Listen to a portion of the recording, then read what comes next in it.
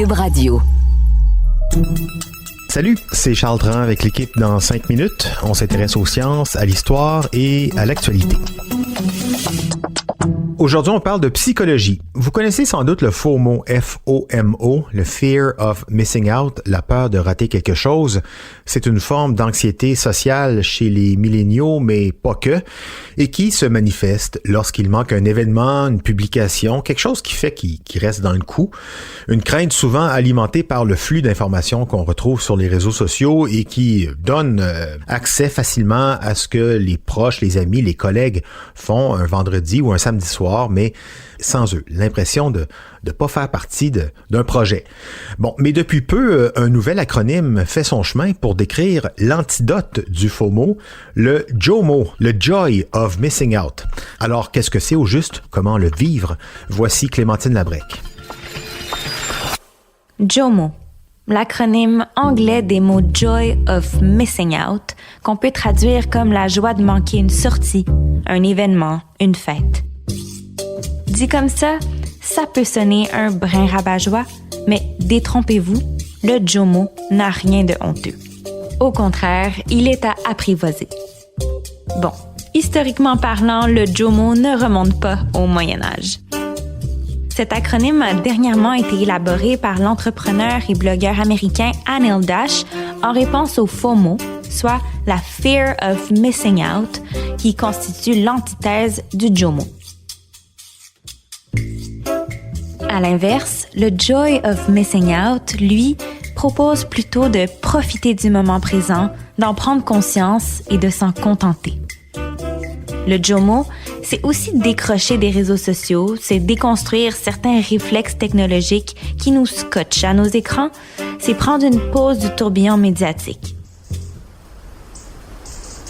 C'est arrêter de vouloir être partout en même temps.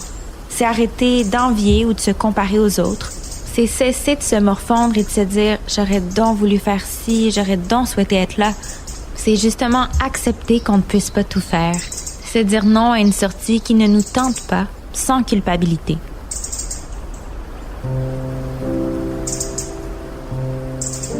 Et attention, éprouver du JOMO ne veut pas dire qu'on devient toute une gang d'individualistes. Ça ne signifie pas de rompre complètement avec le monde extérieur, mais c'est s'accorder cette possibilité librement. L'exercice en soi n'est pas toujours facile, mais s'écouter et mettre ses limites n'ont rien de si odieux. C'est prendre soin de soi.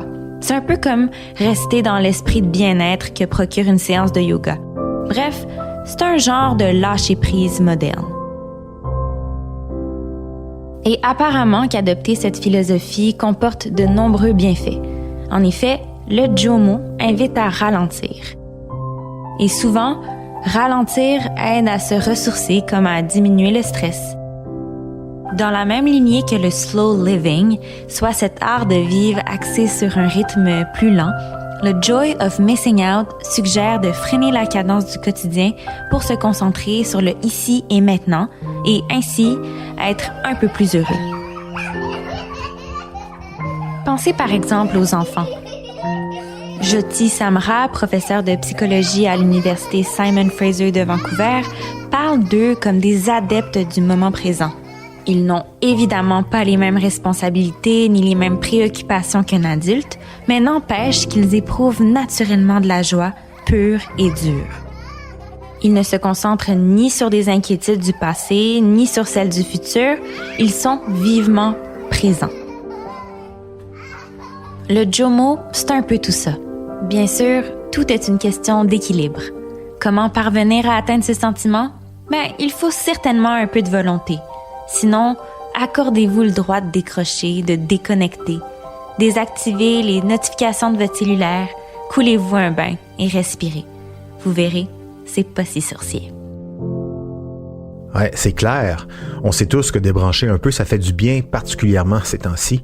Pour ceux qui voudraient des conseils, des ressources, un site existe, Pause, une initiative de plusieurs associations soutenues par le gouvernement du Québec sur les problèmes liés à l'hyperconnectivité. Donc, avant de déconnecter, pausetonecran.ca, en un seul mot, pausetonecran.ca. Merci Clémentine Labrec, c'était en 5 minutes.